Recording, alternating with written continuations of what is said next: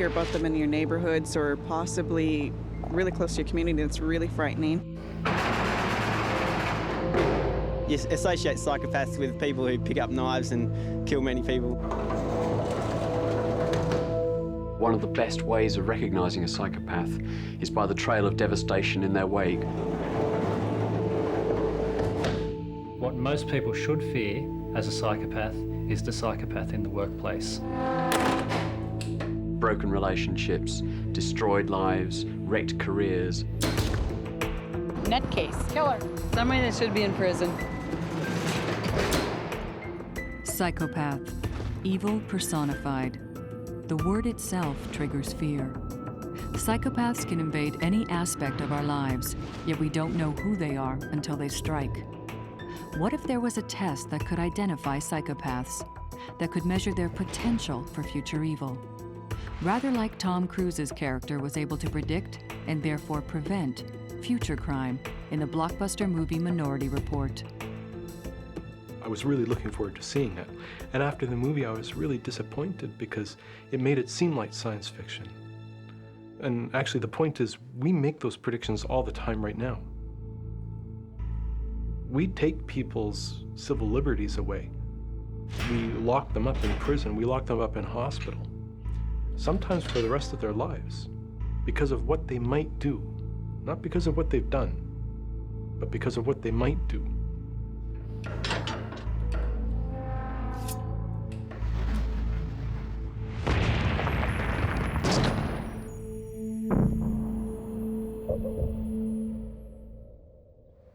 Psychopaths can be hard to spot. As Louise discovered, they gain your trust, even your love, and then swindle you out of your life savings and destroy your life.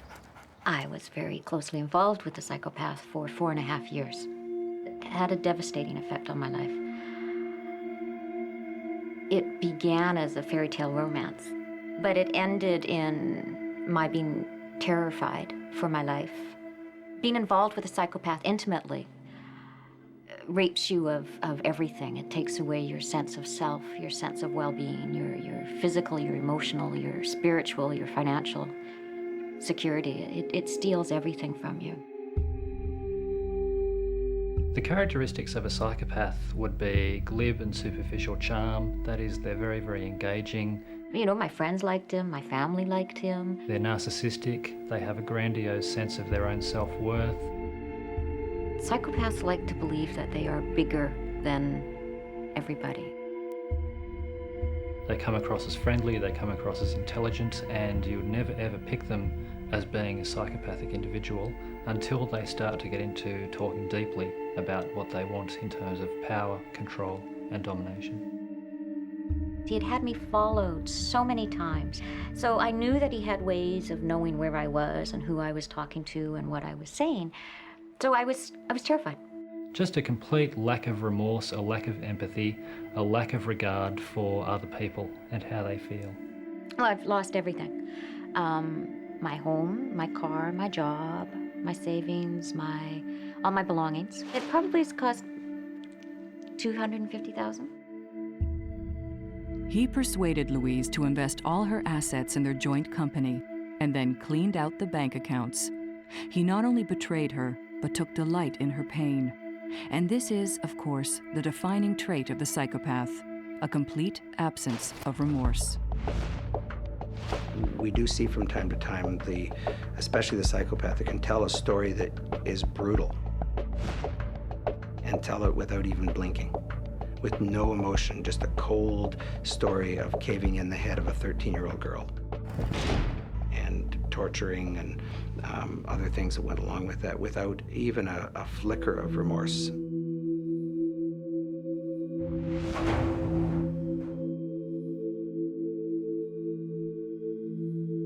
Psychopathy is a form of personality disorder. Personality disorder is simply a form of chronic mental disorder that's characterized by disturbances in relating to oneself or others or the world around you. One of the problems with diagnosing somebody as suffering from a personality disorder compared with mental illness is that the whole concept is different from mental illness. Mental illness essentially is to do with somebody changing away from their own previous normality. Personality disorder is a developmental disorder, so the person essentially was never normal. So are psychopaths fundamentally different from the rest of us? Scientists are trying to find out using magnetic resonance imaging, MRI scans. Every time the letter string forms a real English-speaking word, I want you to use your right index finger and press the button as quickly and accurately as you can. The research shows that emotional stimuli, violent words and images, for example, affect a totally different part of the psychopath brain than in a normal person. The psychopath actually processes emotion in the area of the brain the rest of us use to process language. It's called Broca's area. It's an area that you do speech production with.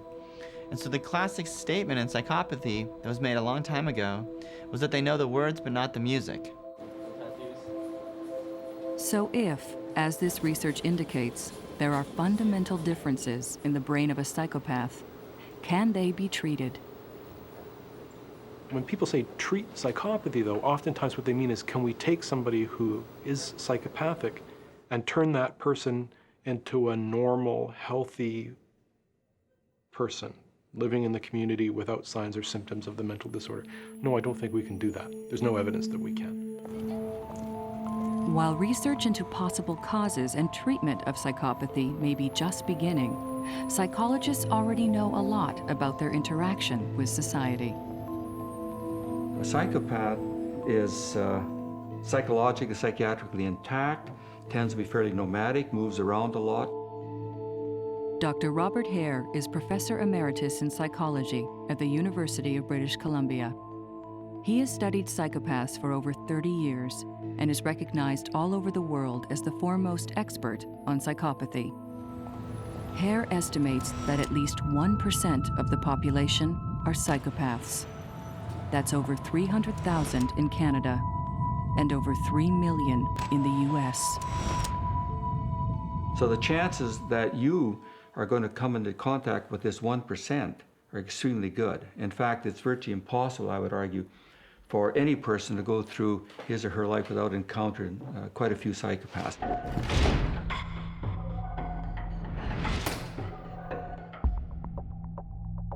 In prison, probably about 20% of inmates are psychopathic.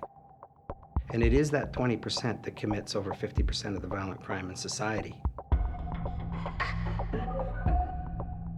There are approximately 32,000 prison inmates in Canada, so the 20% regarded as psychopaths would number around 6,500. That's nowhere near the 300,000 psychopaths Dr. Hare estimates live in Canada. So where are the rest of them?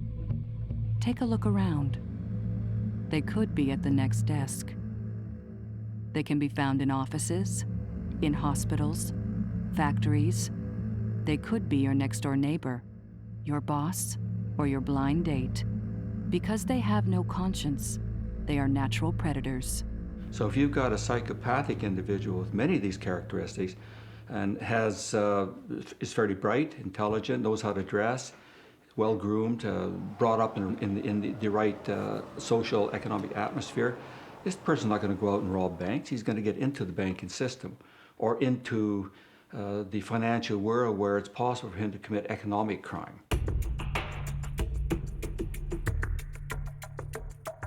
She did fool a lot of people, about a lot of high-level people in the community that were on the board. There was a definite divide and conquer about the way that she manipulated all of us. Psychologists estimate that 1% of the population are psychopaths, but only a few of them are actually in prison. Where are the others? Today's fast-moving, aggressive corporations make fertile hunting grounds for the white-collar psychopath. And of course, we've seen with the spectacular collapse of companies like Enron and WorldCom that this whole issue of disordered personality is one which is rife in the corporate environment. In fact, it may be that the corporate culture actually likes the psychopathic personality because the two go together very well. These frauds are committed by people who, if they're not psychopathic, they're bloody close to it. These are not warm, loving individuals who have your interests at heart, right? What sort of a person can actually defraud 10,000 or 50,000 pensioners of their entire life savings? Who are these people? The psychopath will then falsify their resume, and once inside the organisation, they will then manipulate and control the people around them to do whatever it takes to get where they want to go, which is usually to the senior levels of the company. Dr. Paul Babiak is an industrial psychologist based in New York. He studies the impact of the psychopath in the workplace. The job for the psychopath is to convince the hiring manager, the interviewers, that they ought to be hired. And they do this by creating what I call the psychopathic fiction. They create an elaborate story, and the bottom line is, I am the perfect employee. Psychopaths can operate in any type of business, from large corporations to small nonprofits. Jan worked for a prestigious community agency made up of a team of professional consultants. She had worked there for over a year when a new manager was hired. The board had come to us and told us that they felt a very good choice, and she was going to be able to bring us a new direction, and get the organization going. Most employees that are hired in organizations go through what we call a honeymoon period, in which they can almost do nothing wrong. This is the perfect opportunity for the psychopath to begin moving around and meeting and greeting everyone, virtually everyone in the organization. Generally in staff meetings or out in public when there was groups of people, she was a very outgoing, positive, gregarious person, always saying the right thing. Psychopaths are masters of deception. They are the ultimate con artists. They have this ability to gain people's confidence, often within a few minutes of meeting you, and to get people to do exactly what they want and to believe everything they say. And they are just so utterly plausible and convincing. Everyone that came up against her, she was able to maintain her own position at the other's loss. She would be the one that would gain. And slowly but steadily, all the relationships start to break down, and everybody goes from working happily and sharing information with each other to being very suspicious and covering their backs. At the first sign of Jan's non-compliance, this new manager began a campaign of public humiliation, constantly finding fault in her work, and finally bringing Jan to tears in front of her colleagues. We were in a meeting, and at that point she turned to me and grinned and said, You're finally broke. You're finally there. The words may not be exact, but it was, she was delighted that I'd finally got to that stress point. It's too bad because it was a great organization and the people there were top-notch, and the only thing that soured that place was this person. The new manager's tactic of divide and conquer created such havoc among the staff that several resigned, and soon clients withdrew their business. The organization collapsed. Jobs were lost and lives destroyed. The organization may be gone, but I know she made money. She did well. In its widest context, in terms of the rates of staff turnover, impairment to performance, all the legal processes that are required to deal with this, and my own estimate of the cost of psychopaths and all the consequential damage could be as high as 30 billion UK pounds a year. That's about 50 billion US dollars. I think we're a haven for a lot of these scumbags who are taking people, for fools, just bleeding them dry and then going off and buying a Porsche or Ferrari and some multi-million-dollar place somewhere else as if it belongs to them. They have this enormous sense of entitlement. Observing the damage caused by psychopaths in all walks of life, Dr. Hare decided to develop a test to identify psychopaths. Using his access to the prison population for research, he devised the Psychopathy Checklist, or PCLR. This test allows professional psychologists to grade criminals on their degree of psychopathy, to put a number to just how bad they are. The PCLR is a method for making as objective as possible the assessment of psychopathy. That's all it is. And we do it through having assessments of a number of characteristics that we think are important to distinguishing psychopathic from non-psychopathic individuals.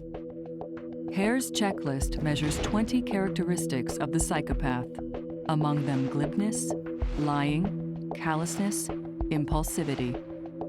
Each item is scored on a 3-point scale of 0 to 2. The average person would score only around 4 to 6. Most prison inmates score in the 20s, but anyone with a score above 30 out of the possible 40 points is considered to be a psychopath. Each subject is supposed to be tested by a qualified and trained psychologist who uses both a personal interview and collateral information taken from case files, police reports, course assessments, and so on. Whenever we're trying to assess for psychopathy, we have to have a lot of collateral information. Psychopaths are very good at presenting themselves in a way that is favorable to them. We cannot take at face value what somebody says or what somebody appears to be. We've got to have a lot of background information, as much information from files and other sources as possible. Although it was designed as a research tool, Hare's psychopathy checklist is now being used in prisons and justice systems all over the world to test prisoners and make decisions about their future. Given the damaging impact of the label psychopath and the effect of a high score on their treatment in prison, it's not surprising some inmates claim the test is being wrongly applied, even abused. I couldn't help but think that what they were telling me was that nobody ever thought I would be able to be anything in society that was worthwhile. I was being condemned. He's a psychopath. An inmate's worst fear is going to talk to a doctor that he knows can either make or break him. That's the worst fear there is.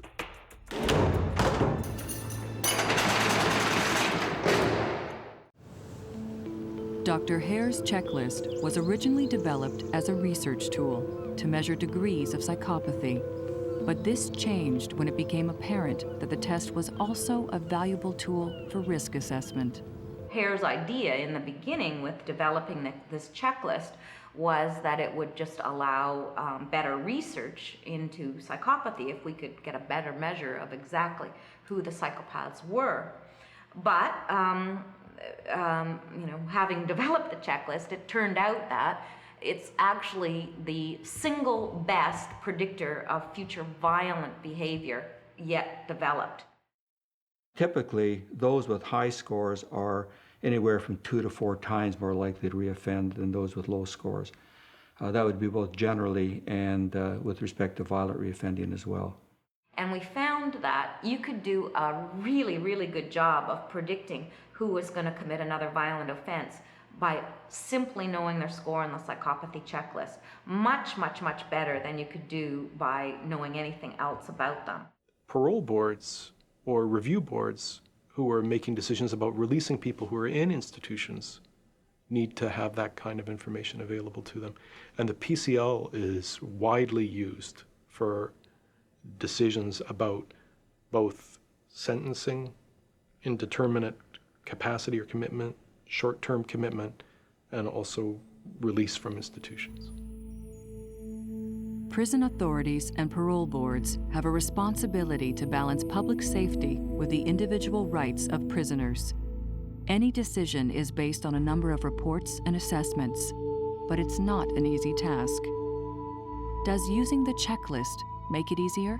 But if I give you a number, and if I say, this man's got a score of 32, and therefore he's 80% likely to commit an act of serious institutional violence, or I say that his risk is 10 times higher than the risk of other offenders, all of a sudden that number becomes the focus of decision making.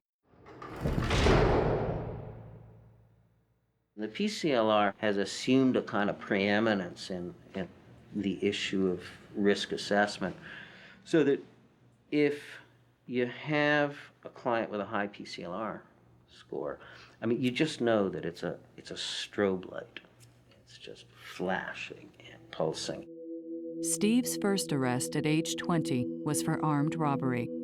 More convictions for armed robbery, kidnapping, and extortion followed until he was finally convicted of first-degree murder and committed to a life sentence.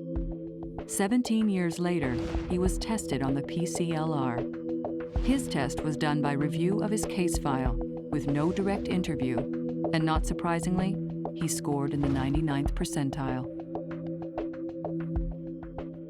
Once you've been diagnosed with a PCLR rating of 99.8, what he's basically saying is that I am so far gone, I am such a bad psychopath that there's absolutely no programs that can work for me.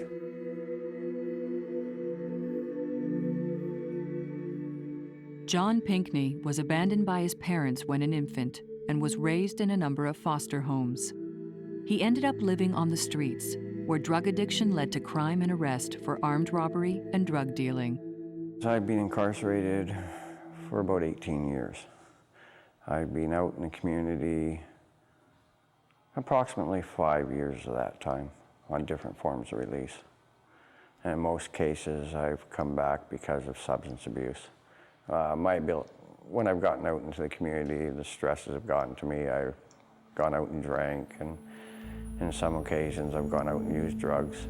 John has not been charged with actual physical violence, but in 1995, after breaking parole by getting drunk, he was assessed on the PCLR. When he asked about access to a substance abuse program, he was shocked by the response. Well, John, we can't take you now. I said, why? And he said, well, apparently a new assessment has been completed on you, and you're no longer acceptable here. I found out that they had conducted this new assessment called the PCLR. Where I was concerned was that nobody had come and asked me anything about it. They hadn't asked me for my consent, and they didn't ask me for my participation. Prison inmates can participate in a variety of programs on behavior management, addictions, group therapy. Lee Jackson, a unit manager for Corrections Canada, knows the importance of matching the right program with the right inmate. Program resources are valuable. You know, if we put a fellow in a program that's intensive, lasts 9 months, and he's already had a lot of programming and yet not demonstrating any observable behavior, keeps reoffending.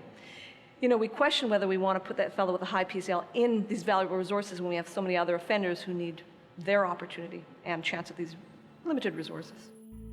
An inmate's performance in these programs can affect decisions about their future, whether within prison or at parole hearings. If they withhold programming, they withhold transfers to lower security.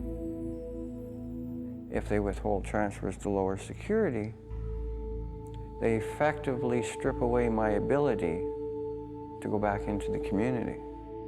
Didn't look at any of the programs I take, and all he did is looked at my original police reports and that, and said I was unhelpable. They couldn't do anything for me. Meanwhile, I'd already done it all. I'd already done all the programs. Steve believes that a program for dangerous offenders changed his life, but because of his high PCLR score, the psychologist saw his success in these programs as simply the result of his ability to manipulate staff. If you've had somebody who, for their whole life history, have been conning and manipulative, and it's a tool that served them well to get through life, and now they're faced with something that's confronting that conning and manipulative, of course they're going to be upset. That's only natural. I imagine that it's a bit like feeling very cornered when something had served you so well for so many years. Why wouldn't they be upset? Prisoners are not the only ones with concerns about this test. Psychiatrist Dr. Arbolito Flores worries the test can be skewed because of financial or social status. In a particular case that was famous here in the country recently, that was essentially the issue. The PCLR can be divided into two sections. Factor 1 deals with personality, items such as glibness, lack of remorse, and so on. Factor 2 looks at the case history and the law-breaking behaviors that have been publicly recorded. Former Saskatchewan politician Colin Thatcher was sentenced to life imprisonment for the 1983 murder of his ex-wife, Joanna Wilson. In October 2000, Thatcher applied for early parole, and his PCLR score was cited at the hearing. The person had, in the factor 1, 13 items, but in the factor 2, which is the law breaking, only 3 or 4 items or scores. So that places the person around the 20s, low 20s or thereabouts, way below. And yet, look, he has 13 out of 16 in the actual psychopathic elements for diagnosis. Dr. Arboleda Flores suggests that people who grow up in privilege are less likely to have a criminal history. Law-breaking is not so much a factor of doing something bad, illegal or unlawful. It's a factor of being caught. The finest of instruments, the subtlest of assessment techniques, if it's feeding on wrong or inaccurate information, is not going to come up with an accurate assessment. This instrument has such implications for everybody concerned. Maybe we have to argue that the people who are entitled to do these assessments have to be particularly well trained. If the stakes are high for Canadian prisoners, they can be even greater in other countries. Legislation proposed in the UK defines a new category of offenders or mental patients, DSPD, Dangerous and Severe Personality Disorder, and Dr. Hare's checklist is an important part of their assessment. The aim of the government essentially was to protect the public from people with this so-called diagnosis, and to be able to do it in circumstances where they had not necessarily recently committed an offence, and also in circumstances where they were not treatable. Effectively, the UK legislation would give mental health authorities the means to apprehend and hold indefinitely any citizen assessed to be potentially violent. Whilst I can understand that a government may wish to protect the public from people who are disordered and dangerous, how many people who are not going to go on and commit serious offences is it okay to lock up to save the victim of one person who is going to go forward and do that?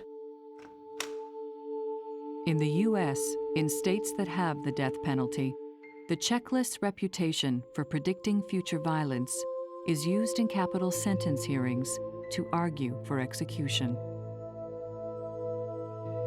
The more psychopathic you assume a criminal defendant is, the greater the likelihood that people seem to be supportive of putting that person to death. And the PCL is being used as part of these evaluations by prosecution experts to help inform the courts and the juries about the likelihood that this person is in fact going to be a future threat to society. And this is the one case where the PCLR literally can become a matter of life and death. The test can be given undue weight in death penalty cases exactly the same as it can be in all these other kinds of high risk or high stakes evaluations. Dr. Stephen Hart was once a student of Dr. Hare and co-authored a short version of the psychopathy checklist. Although he still recognizes the value of the test in research, Hart has spoken out against its use in risk assessment. Our responsibilities to the public as well as to patients and trying to make sure that violence doesn't occur, to try to prevent harm to people. I'm well aware of the fact that the PCL can actually have either a due or an undue influence on decision-making about an individual, and that it may become the primary grounds for detaining somebody in custody and denying them their civil rights. The term psychopath has a kind of a mystique or an aura around it.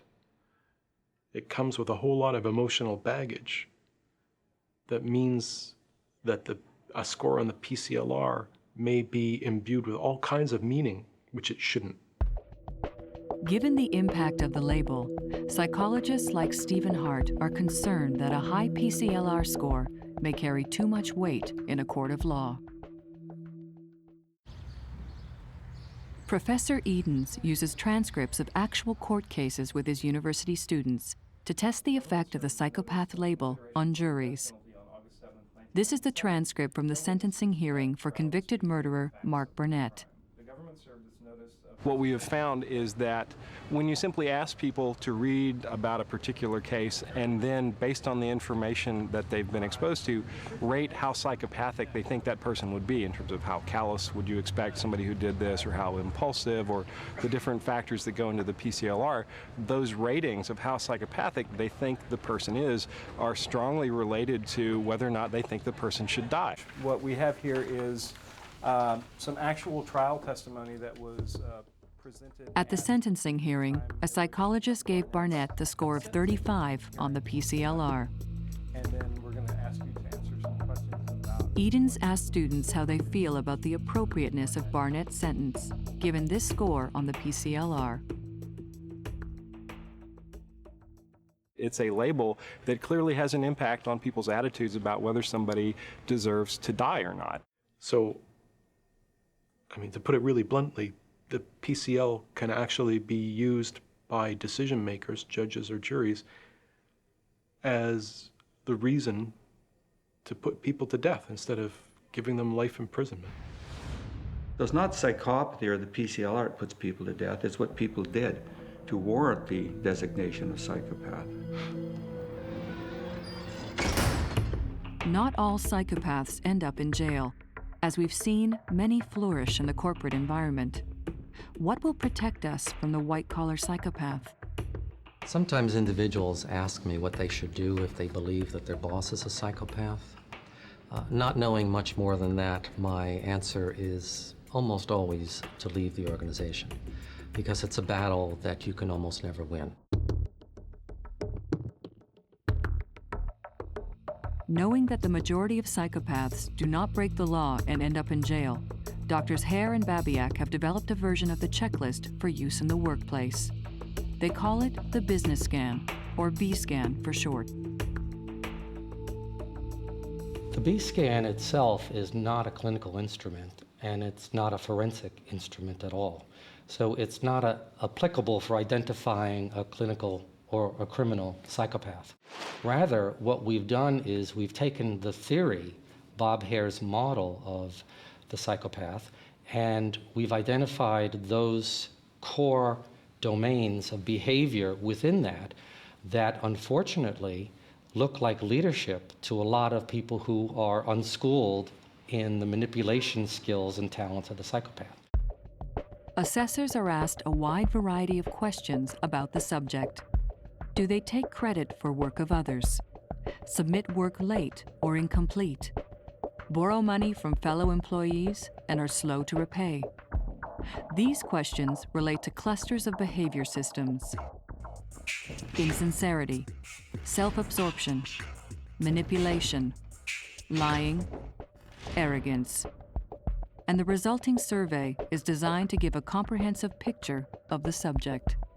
The individual themselves does not complete the B-scan. We're not asking the psychopath to assess themselves. What we're asking is the individual's supervisor, peers, and subordinates, possibly even outsiders, people outside the organization or in other departments, who have observed the behavior of the individual over time to fill out the instrument. It's done anonymously and confidentially, and all of the scores are then computer analyzed, and we get a profile of the individual. And of course, what we're looking for are a number of things. One is convergence. Do they all have the same impression of this particular person? And if not, if there is some dramatic divergence here, where one group think that he's a charismatic, wonderful leader and I'd lay down my paycheck for this guy, but the others say, well, this guy's, he's a lying, thieving, crook. Well, why do we get these different perspectives? It's exactly the sort of thing that the psychopathic individual set up. And it says to divide and then manipulate in the organization. The B-Scan has been tested in several companies across North America. Prior to international marketing, the authors and publishers are carefully reviewing how it will be managed in the workplace to avoid potential misuse. However, some psychologists have concerns. Since Enron and other catastrophes in business and financial circles, there has been a growing fear and a growing need to search out those dangerous people in the workplace, those people who may be responsible for her having, lost money in the stock market. And when somebody presents then an instrument, a way to do that, it's a remarkably marketable instrument. Dr. Tana Deneen gave up her psychology practice to become an outspoken critic of her own profession. She has many concerns about the B-Scan. What if psychology really is big business? What if psychology itself is an industry?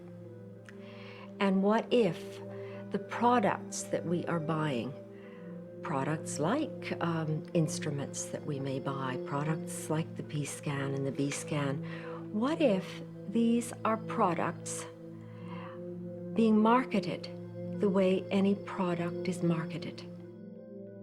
If you look at any marketing text or marketing dictionary, you'll find a term in it called fear appeal advertising.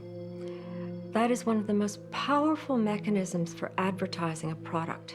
How likely it is that your house will burn down, how likely it is that you're going to run into a psychopath.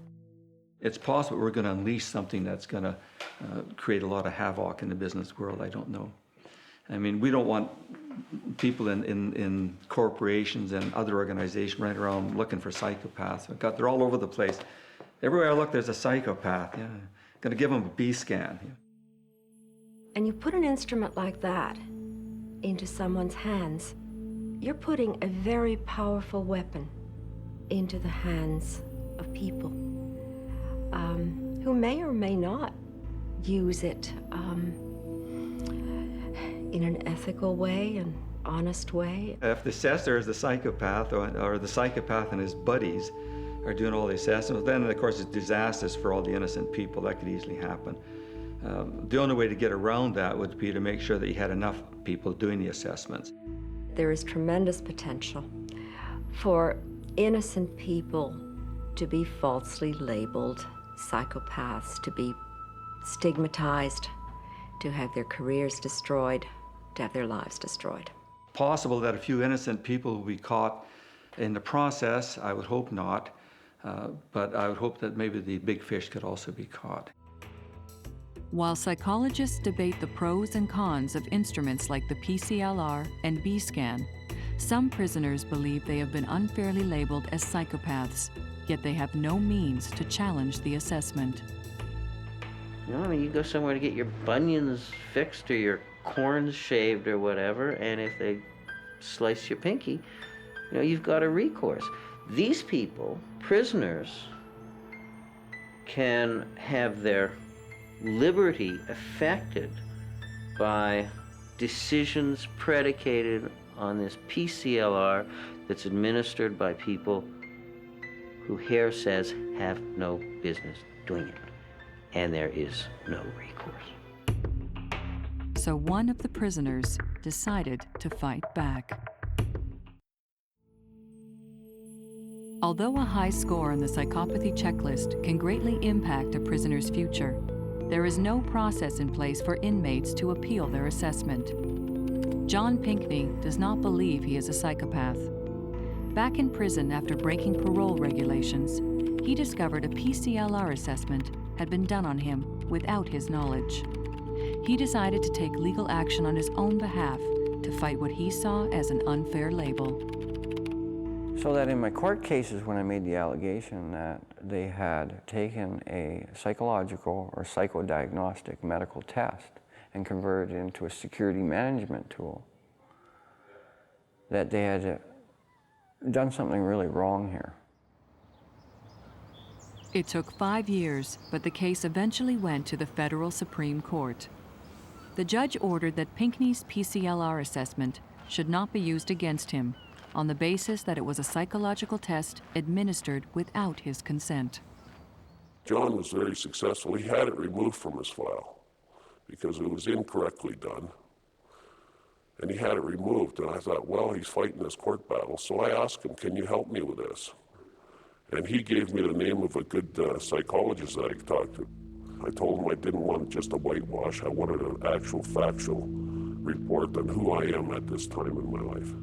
I took a look at the psychopathy checklist, and after spending an unusually large amount of time interviewing him, interviewing people who knew him on the outside, people who knew him on the inside, staff members, even staff members who didn't like him but still respected him, I was able to rate him on the Hare psychopathy checklist, and he was well below the cutoff for a psychopath. And I had the help of Warden and William, who said that the tool had been misused in my case, and that the findings, the PCLR score, were not to be used in my file. With the help of this warden, and as a result of his new PCLR score, Steve did get his transfer to a new prison, and now has access to a range of healing programs. I have no denials about my past. I wasn't nice. Within everybody, there's still a little bit of good. It's just a matter of bringing it out. At time of filming, in spite of his transfer, Steve's original checklist score was still on his file. John Pinckney is out on parole, and his PCLR score cannot be used against him. But the legal precedent was short-lived.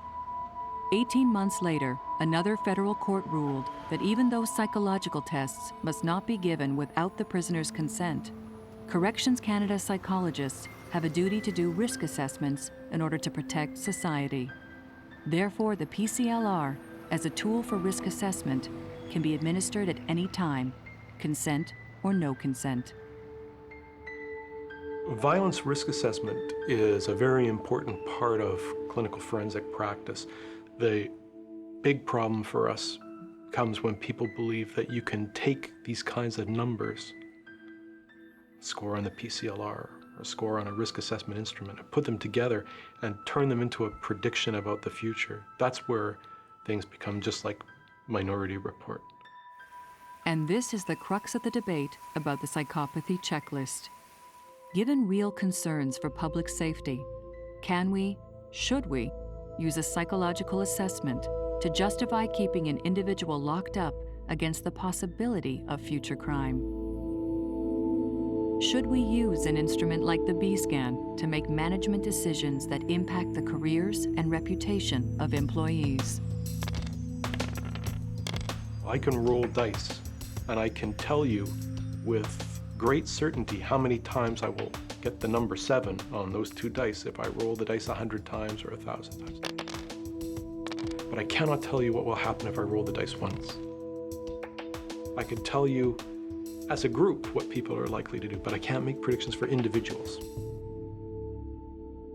It's that knee-jerk reaction. Oh my God, he's going to go and do something awful. The person might not do anything awful, but he might do it. The public might say, if there's a 40% chance that this guy is going to commit a violent act in 2 or 3 years, that's too high for me. The system says 40% is very low. That's considered low or moderate, so we're going to let him out. I think that we're too concerned with making a mistake that tends to keep an offender in than with making a mistake that lets a violent offender out. I believe that we, as members of society, have a right to try to protect ourselves from harm. And I believe it's appropriate for mental health professionals to be involved in the process of trying to make these decisions. But I hope they're always hard, gut-wrenching decisions.